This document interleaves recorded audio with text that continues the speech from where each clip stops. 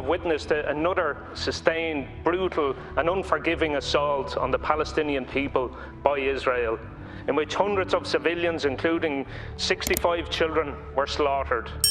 The deliberate destruction of homes, media offices, libraries, police stations, the university, the only COVID test centre in Gaza, all breaches of the Geneva Convention.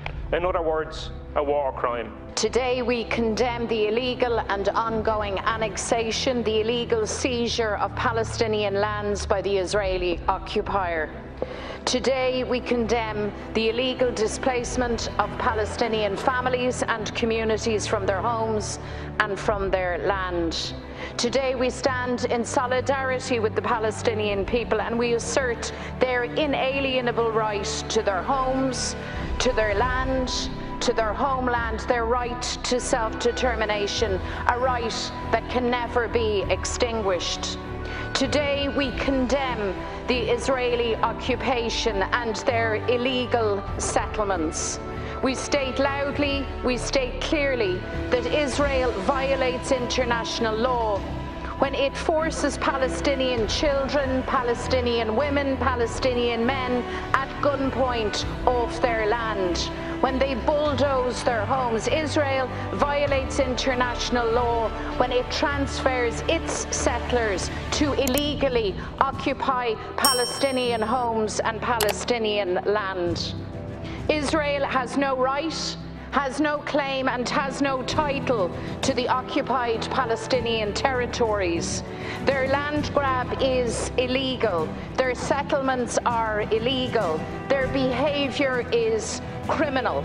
We were all relieved to hear news on Friday morning of a ceasefire in Gaza.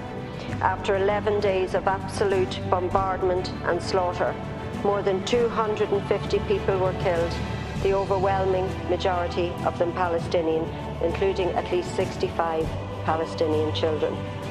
Gaza was subjected to targeted shelling of houses, vital infrastructure like roads, electricity and water networks. But there's nothing new in that. The Palestinian people are forced to live under an apartheid regime. Gaza is an open-air prison enforced by the Israeli occupier. The Palestinian people are subjected to blockades, checkpoints, lack of access to basic amenities like water and electricity. But many ceasefires have there been over the 54 years of Israeli occupation of Palestinian territory. And how long will this ceasefire last until Israel starts stealing Palestinian land again and continuing to commit war crimes and force the Palestinian people to continue to live in absolutely dreadful conditions? A statement from government condemning Israel's abuse of Palestinians is not enough. Statements such as these have done nothing to stop continued abuse by the Israeli state against the Palestinian people. Israel has continually, over the last 54 years, committed war crimes with no fear of consequences because they've never had to face any. Ireland is part of the EU and we're part of the UN. And so why are these organisations not doing more to stop this cycle of violence? The state here has a responsibility to call out the illegal Israeli occupation of Palestinian lands and that system of apartheid that they've enforced for over 5 decades. The world has looked on in horror at the barbaric violation of basic human rights of Palestinians by Israel.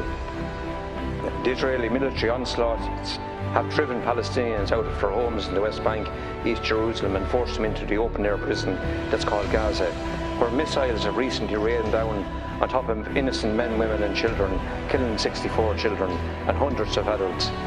Palestinians are trapped, denied water, sanitation, electricity, medical supplies and basic building material. They're rendered homeless and stateless by an army that has been complicit and has the complicit support of some of the international community who should hang their heads in shame. The European Union could have done more, but it has shown itself to be a paper tiger. It has failed to take action. And compare this to the swift and correct action in relation to Belarus within 24 hours. I do welcome the action that has been taken in relation to Belarus, but this has to also be done on behalf of the Palestinians. And what we have here is we have a weapon that we can give to the minister. What it is It's accepting the reality the Palestinians are dealing with of annexation. He needs to go to Europe with this, and we need to demand that there are sanctions and that there are consequences, because the Israelis have never had that.